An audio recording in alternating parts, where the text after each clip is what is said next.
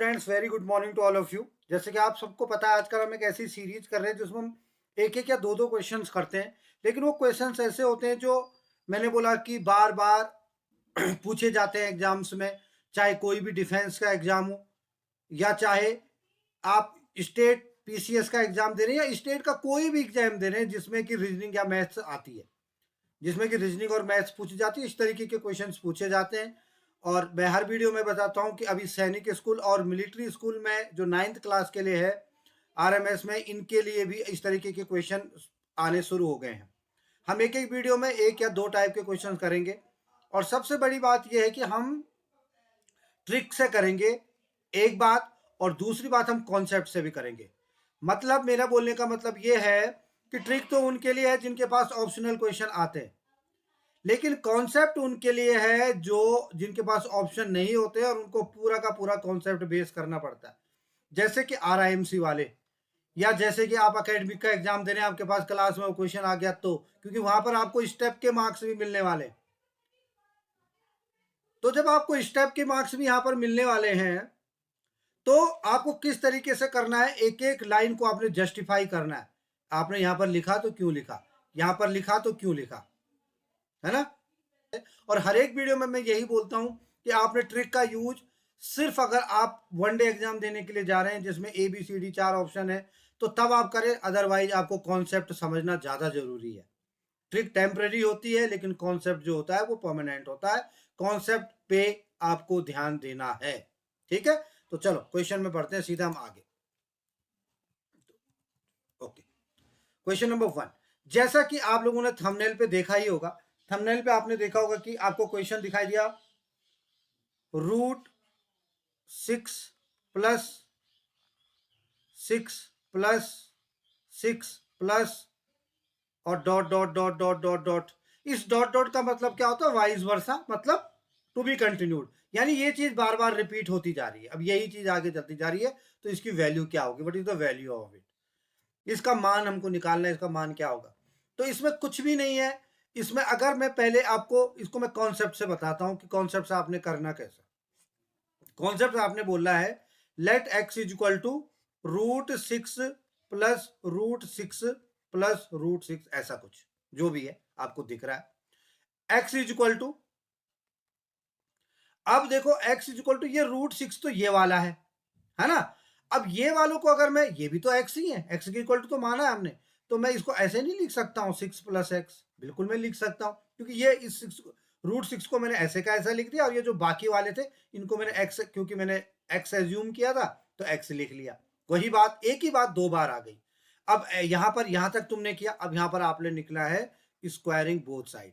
हिंदी वालों के लिए मैं बता दूं, उन्होंने लिखना है कि दोनों तरफ का वर्ग करने पर, ये जरूर लिखा जाएगा स्क्वायरिंग बोथ साइड। जब दोनों तरफ का हम स्क्वायर करेंगे तो x स्क्वायर होगा, और 6 + x का हम स्क्वायर करेंगे तो इसके ऊपर क्या लगा हुआ है, ये टोपी लगी हुई है, तो ये जो स्क्वायर रूट की टोपी लगी है, ये स्क्वायर करने से ये टोपी हट जाएगी, तो ये ऐसे हो जाएगा। और जब मैं इसको इधर लेके आऊंगा तो ये हो जाएगा x² - x - 6 is equal to 0। बात समझ में आ गई। अब ये क्वेश्चन अभी मिलिट्री स्कूल, सैनिक स्कूल में इसलिए आ सकते हैं क्योंकि अब ये क्वाड्रेटिक इक्वेशन का क्वेश्चन हो गया। हम सबको क्या दिख रहा है यहाँ पे, एक क्वाड्रेटिक इक्वेशन है ना। अब जब क्वाड्रेटिक इक्वेशन है, तो क्वाड्रेटिक इक्वेशन में हम क्या करते हैं, कैसे गुणनखंड करते हैं, हम इनका कैसे फैक्टर करते हैं। हम इनका फैक्टर ऐसे करते हैं कि जो ये बीच वाला होता है, इसके दो ऐसे टुकड़े करते हैं जिनका मल्टीप्लाई करके ये आए, यानी कि -1 है। इसका गुणनखंड क्या है, x का -1 है। क्वाड्रेटिक इक्वेशन किसको बोलते हैं, x की पावर 2, x की पावर 1 और x की पावर 0। यहां पर x है ही नहीं, मतलब, है ना। तो इसका मतलब क्या हुआ कि आपने इसके ऐसे दो टुकड़े करने जिनका मल्टीप्लाई करके ये आए। इसको बड़े गौर से ये चीज आपने देखनी है, देखो। और माइनस का x है, यानी -1 है। क्या है, -1 है। इसके मैं मतलब इसके -1 है, और मल्टीप्लाई करके मुझे क्या चाहिए, मुझे -6 चाहिए मल्टीप्लाई करके।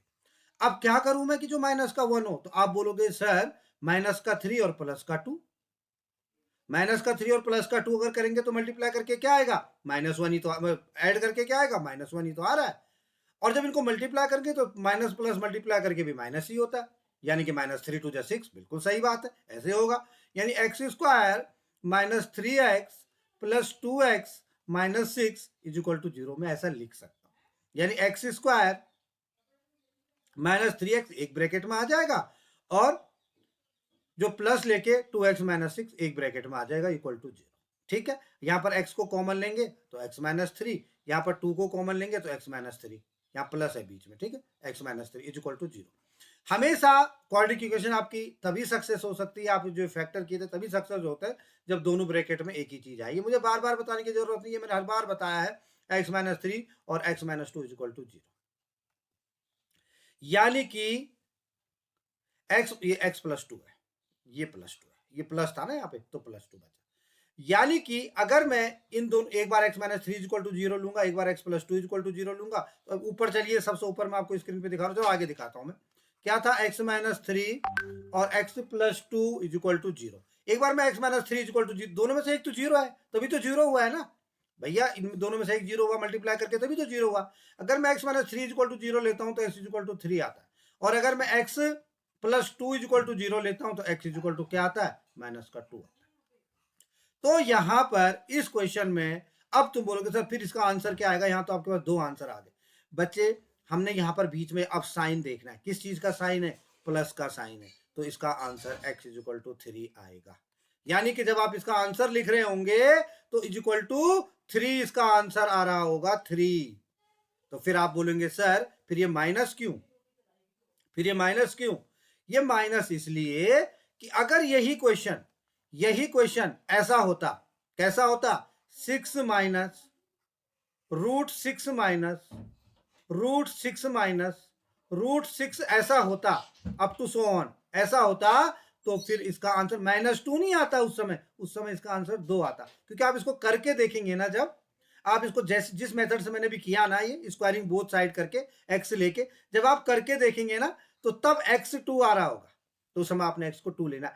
अब समझना कैसे, अभी आपको ये तो कॉन्सेप्ट था, ये तो कॉन्सेप्ट था।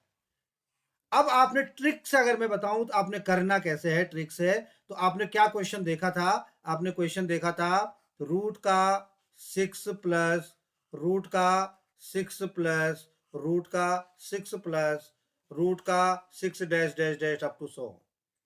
ये कभी भी एग्जामिनर अगर आपको देगा तो ये जो यहां पर देगा ना, ये वाला, ये जो भी डिजिट होगी, जो भी नंबर होगा, ये इसके ऐसे दो फैक्टर हो रहे होंगे जो मल्टीप्लाई करके तो ये आता है, फैक्टर तो वही होते हैं, लेकिन उनके बीच का गैप एक होगा, जैसे कि 2 और 3, इनके बीच का गैप कितना है, एक है, इनके बीच का गैप कितना है, एक है। यही चीज मुझे यहाँ पर भी दिख रही है, देखो यहाँ पर जब मैंने क्वाड्रेटिक इक्वेशन बनाई थी तो उनका गैप एक था, तो यहाँ पर भी वही चीज आ गई, देखो इनके बीच का गैप क्या है, एक है।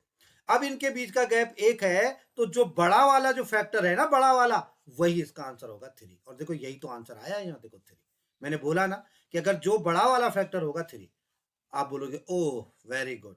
तो अगर सर यहां पर 6 की जगह प्लस ना होके माइनस होगा तो आप क्या करेंगे, तो कोई बात नहीं, उस समय हमने इसका छोटा वाला फैक्टर लेना है और इसका आंसर 2 होगा।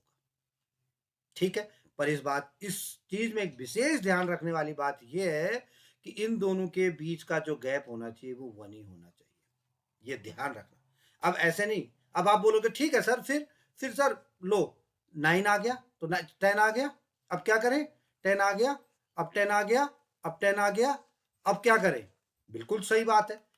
90% आपके पास ऐसा क्वेश्चन आएगा, एग्जामिनर जब बनाते हैं तो ऐसा बनेगा। अब यहां पर ऐसा बनेगा तो इसके जो हम फैक्टर करेंगे, इसके फैक्टर तो 2 इंटू 5 हो रहे हैं या 10 इंटू 1 हो रहे हैं, है ना, तो इसका तो नहीं हो रहा।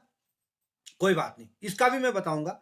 उससे पहले मैं एक चीज और बताता हूं, आपको ध्यान रखना है, या तो आपको उसने रूट 2 में दिया हुआ होगा, क्योंकि रूट 2 का जो होता है ना, रूट 2 वाला होता है, ये भी क्या होता है, ये भी 1 इंटू 2 होता है। लोग सोचते हैं कि नहीं 1 इंटू 2 से बन जाएगा, उसके बाद 6 होता है, ठीक है, उसके बाद क्या होता है, 6 के बाद 12 होता है, 4 इंटू 3, 4 इंटू 3, उसके बाद 20 होता है, 5 इंटू 4, देखो 2 इंटू 3, 3 इंटू 4, फिर 4 इंटू 5, अब जो नेक्स्ट होता होगा 5 इंटू 6 होता होगा, तो क्या होता है 30।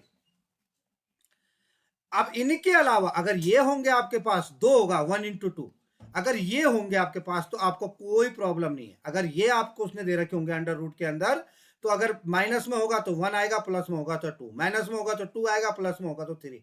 लेकिन कोई इनके बीच का आ गया तो, कोई इनके बीच का आ गया तो कैसे करेंगे? अगर माना आ गया √10, जैसे कि मैंने अभी बोला ही था √10 आ गया, तो अब √10 का आ गया या +10 +10 आ गया तो क्या करेंगे?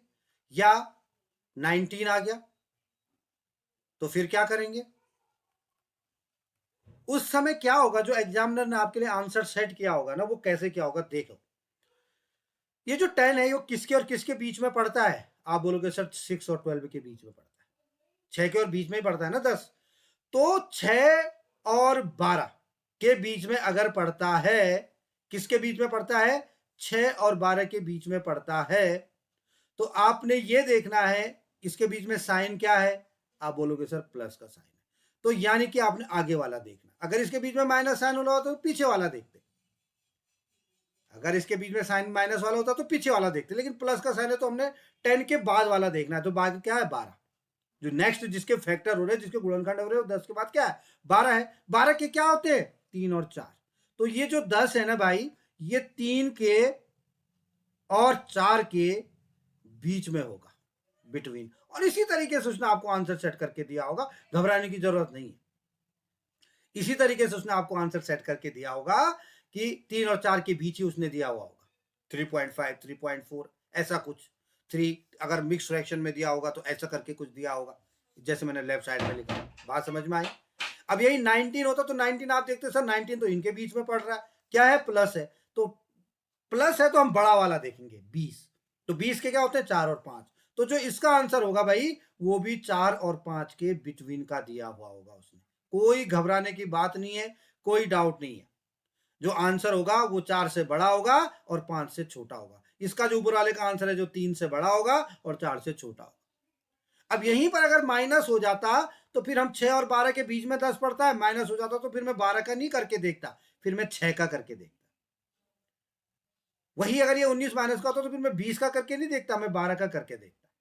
तो इस तरीके से इन क्वेश्चंस को हम सॉल्व करते हैं। और इन क्वेश्चनों का करने का तरीका मैंने आपको दोबारा बोल दिया कि अगर आप RIMC का एग्जाम देने के लिए जा रहे हैं, अगर आप अपना एकेडमिक का एग्जाम देने जा रहे हैं, एकेडमिक का एग्जाम अगर आप दे रहे हैं, तो ध्यान रखें आपको स्टेप टू स्टेप करना है, जो कि मैंने आपको शुरू से बताया। शुरू में मैंने आपको जैसा बताया ये तरीके से x की वैल्यू लेके आपने स्क्वायरिंग बोथ साइड करके करनी है। फिर यहाँ पर भी आपने लिखना है कि इसके फैक्टर करने के बाद, है ना, आफ्टर द फैक्टरिंग जो भी आप लिखोगे। लेकिन अगर आपके पास वन डे एग्जाम है तो आप सीधे यहाँ पर आ जाइए।